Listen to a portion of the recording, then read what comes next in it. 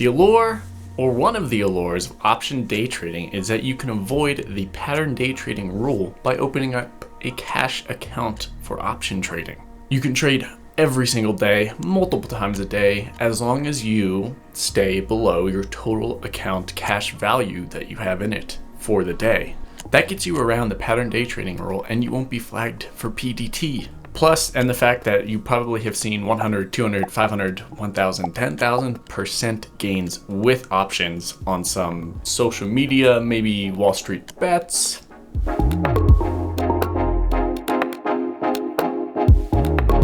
What's up, you guys? I'm Jacob Fisher, and today we're talking about option trading. There are a few different ways I could have gone over this, but I'm talking about the basics here. We're going over day trading and we're going over swing trading with options on how you can make, 20% to 500%. Hopefully I can show some examples of trades people took that netted them 5,000% at least, which is just insane. Let's smash that like button and get into it.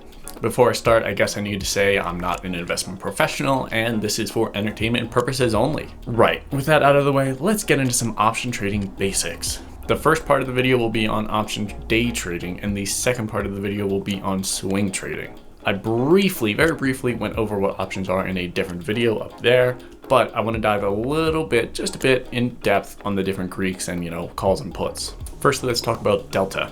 This tells you a theoretical change in price of the option contract per dollar move the stock makes. The closer you get to deep in the money contracts, the larger the delta becomes to 1. That's also the max delta can be. It can be a max of 1 or -1 for puts. Gamma, this is the rate of change that delta experiences. This can tell you how much delta is going to change per dollar move of the underlying stock. Theta, this is the time decay of the options. This is the dollar amount an option will lose per day in time that passes, or depending on when your contract expires, maybe by the hour. If you have a far out of the money contract, theta will be a lot higher because it's just really, the contract isn't worth anything for a while. Theta also has a very big part in why sometimes you can see gains of 5,000% or 100% in just a day. Vega. This measures the sensitivity of the price of an option to changes in volatility. That sounds a little confusing. If the market all of a sudden has a drastic swing in price, this is where Vega will go up. It'll increase the overall contract prices for all of the options in a set stock. If the market does nothing, this might lower the options across the board because it's less volatile. Calls and puts are simple. Calls if it's going up, puts if it's going down. A final little metric, IV, or implied volatility, is the estimated volatility of the stock towards the expiration date. A lot of times IV will be higher during an earnings week if the stock is announcing earnings that week. An increase in IV will increase the price, a decrease will decrease the price. If you've heard of IV crush, this is when traders think a stock is going to shoot through the moon during earnings, and then if it doesn't happen, the IV gets crushed and it brings down all the contract prices. Here's an example of how you could actually not make any money because the IV got dropped so hard. Let's say Netflix earnings is predicting a 50-point move with an IV around 200%. You're thinking it's going to be a slam dunk and you buy calls 25 points above expecting that 50-point move. Netflix releases earnings and it only moves 25 points. IV goes back down to the normal range of 50%. As you can see in the things that I have on the screen, your contract actually decreased in value despite Netflix moving up by 25 points. Another thing to keep in mind is because you were buying the ability to purchase 100 shares of the stock, you see the price of the option, you have to multiply that by 100 to get the actual dollar amount you're going to pay. If a SPY contract is $1, then multiply it by 100, you'll be spending $100 to buy that contract. Either way, I'm going to show off some day trading examples of insane gains that you potentially could have had, or at least you can see and imagine. There's a great Twitter account called All Day Faders that has a hashtag WTF option of the day. This just kind of highlights insane option moves that happen during the day.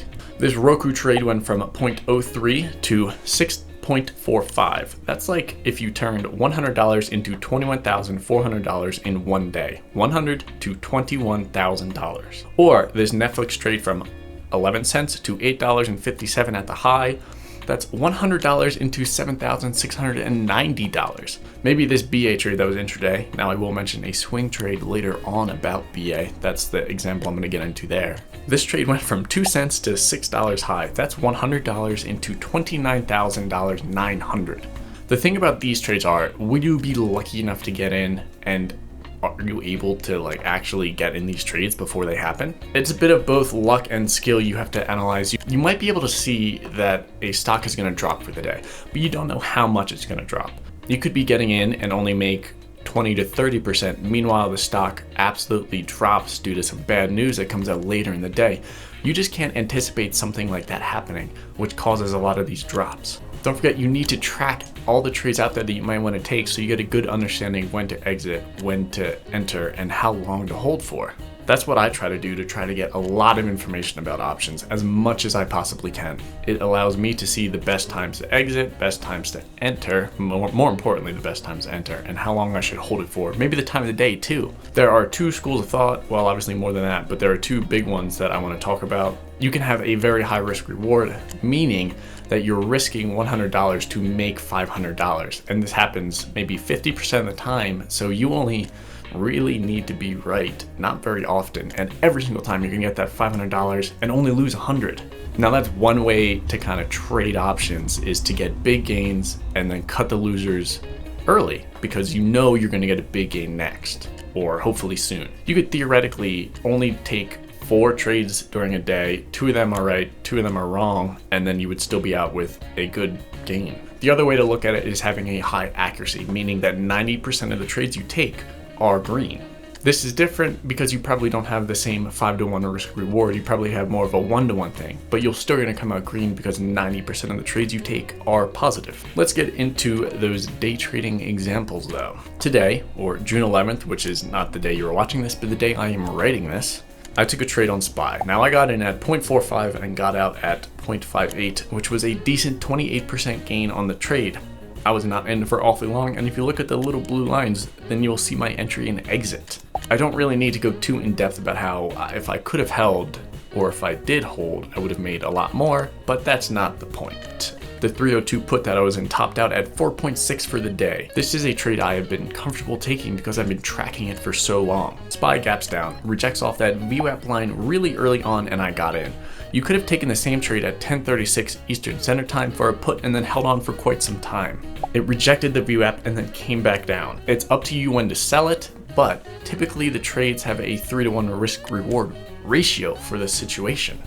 If you want a similar setup to this, then just start tracking a lot of these trades. Let's talk about the swing trade with BA that I mentioned earlier. Here's a BA chart, or Boeing Airlines, whichever one you want to call it. You have a decline from Corona and such, and then you have a few things forming here. So you have points on the resistance around 180 and then a triangle pattern as well. That's the bull flag I mentioned in a different video. BA has broken out of the smaller triangle and is now set up to run. On June 2nd, Boeing looked ready for a run up for the upcoming week, so you could have grabbed the 200 calls, for example, like I know someone that did. Then, this is a bit of the luck part. BA just takes off like most airplanes do, except for the 737 MAX, but either way, you snag some calls on BA expiring the end of the week, which is 6.5 calls that you could have bought on 6.1. This is where theta comes into play. Because expiration is so soon and a rapid change in price will dramatically affect the prices of options, you have a perfect formula for an insane move. You could have gotten in for a low of 0.05 or 5 cents and then gotten out for a high of $19 on Friday. That's $100 into $38,000 from the start of the week to the end. Watching for plays for a breakout like this is a type of swing play. You wait till the breakout happens and then you see it just absolutely, you get in and then hopefully it takes off very well like Boeing did. They happen all the time when a stock tanks due to terrible news, and then maybe they get some good news, or maybe it's still a solid company, but they just had terrible news like with the MAX and Corona and airlines and everybody not traveling. Someone actually alerted this and told me about it, and they were like, oh, Boeing's probably gonna, do a little takeoff thing, don't know how much, but it'd probably be good. And I just kind of ignored them because that's typically not what I trade. So I missed out. At the end of this, we got a good understanding of things we should do for options, how they work, and really just a very basic understanding of some type of plays you can take with options, whether it be swing or day trading. You can use other things like moving averages or RSI to determine plays for the future as well. Experiment with what you're comfortable holding with. Do you like holding for a long time? Are you okay with that? Or can you only hold for a short period of time? Kind of like me, I don't like to hold for overnight plays. I like to be flat at the end of the day. I upload 3 videos a week on finance and travel. If that's something that sounds of interest to you, make sure you subscribe down below. Thank you so much for watching, and until next time.